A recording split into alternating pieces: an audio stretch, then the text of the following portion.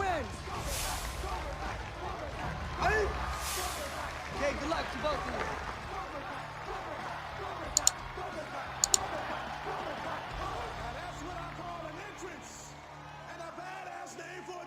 Hey guys, welcome back to another episode. Hawk.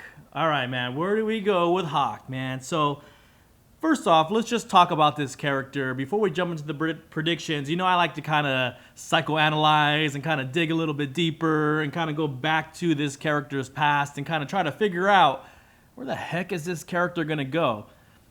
So let me tell you, like, I think we all enjoy watching Hawk, right? We all enjoy this transformation from this character that was, weak, that was insecure, that just wanted to fit in, wanted to be cool, wanted to have a companion, have someone in his life, because up until this point, early in season 1, like, none of those things have happened to him, right?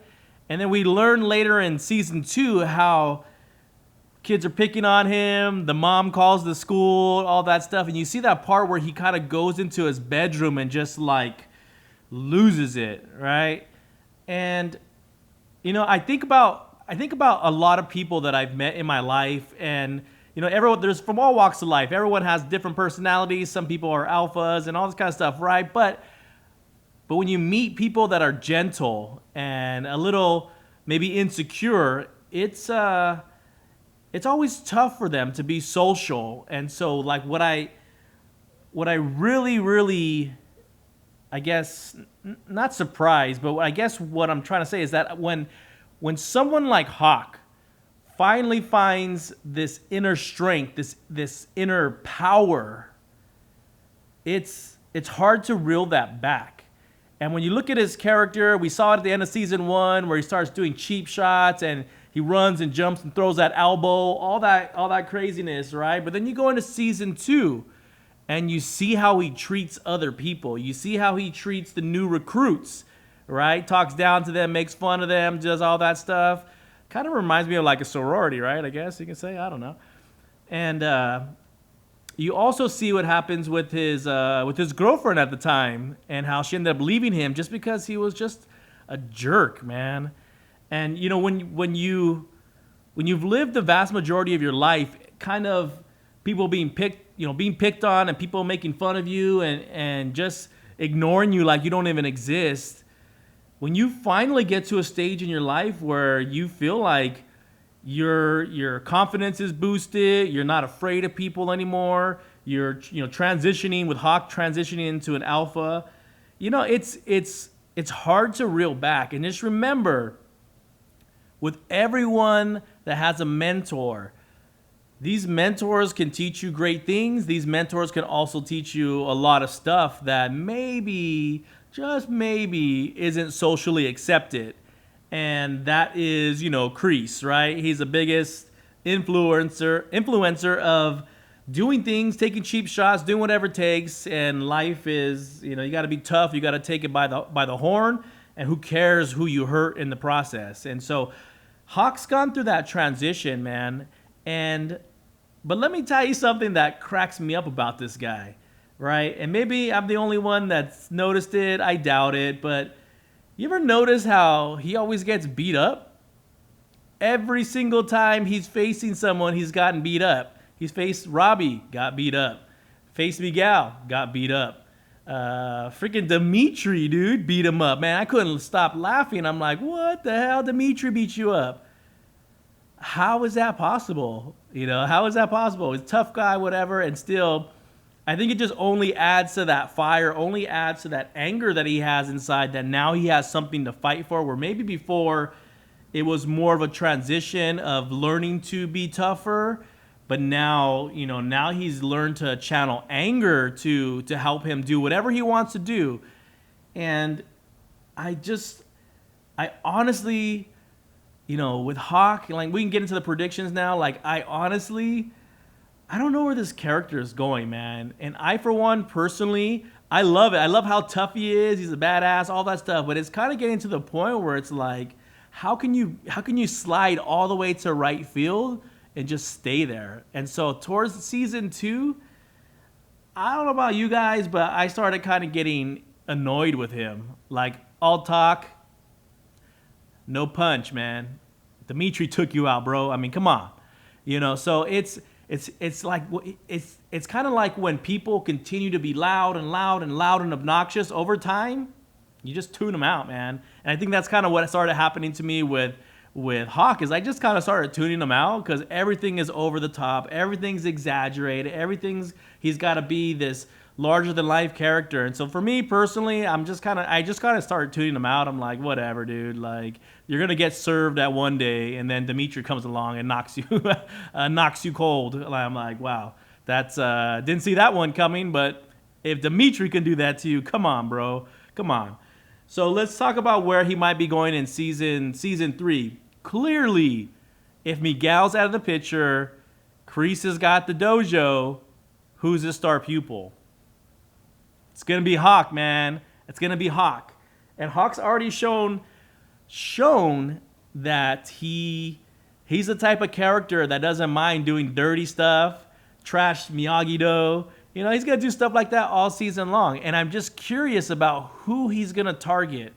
I don't think it's going to be Johnny, personally, with Hawk. So what other characters? It's not going to be Miguel. Miguel's going to be in the hospital. Robbie's going to be on the run for probably most of the season. Who is he going to target? Like, who are they going to unleash Hawk onto when, like, star pupils are gone on both sides, from Cobra Kai and Miyagi-Do, and now there's no more of a dojo. So this is what I think, guys. This is what I think Hawk is going to become part of.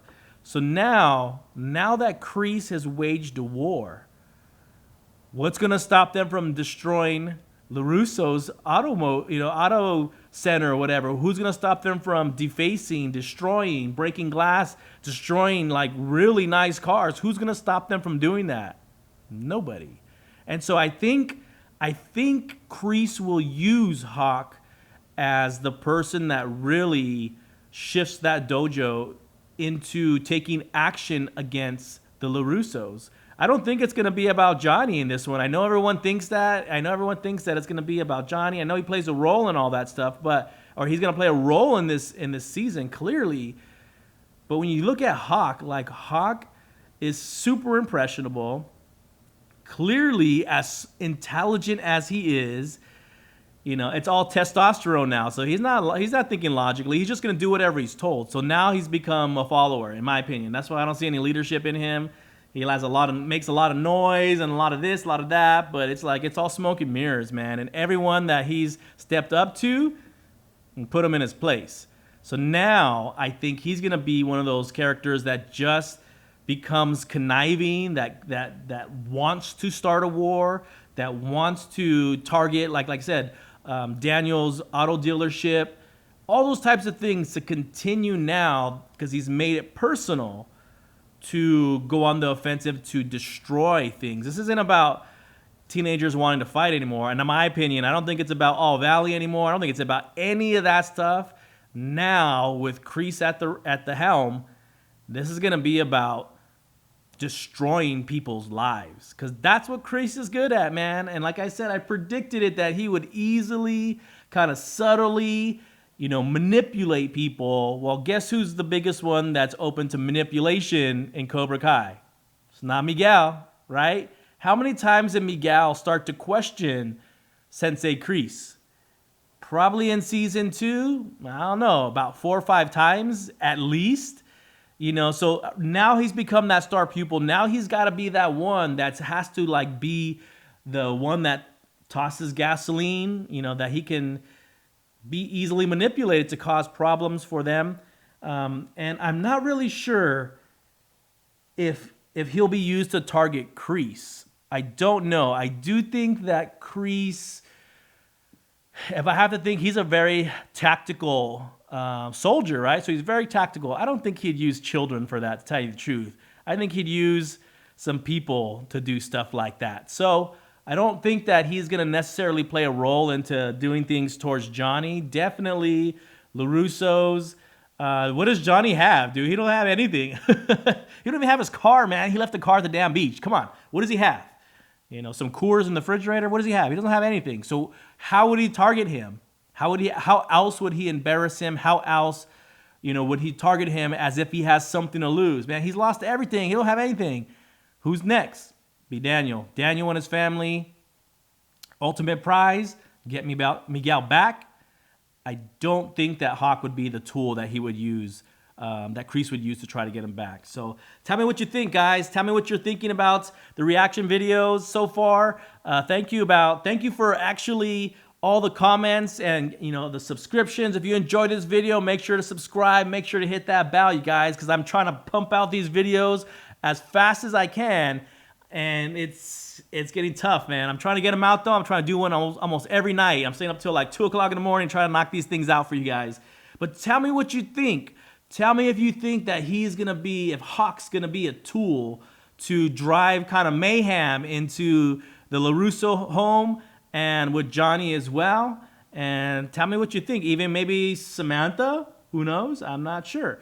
So tell me what you think, guys. Leave your comments in the description. Make sure, if you can, share out this video, man. Share it on Twitter. Share it on social media. More exposure. We appreciate it, guys. We're definitely on the right track to finally get to our watch time, and that's all because of you guys. So I appreciate it. Stay tuned, and let's see what's going to happen next, guys. Appreciate it. Cobra Kai. See you later. Okay, good luck to both of you.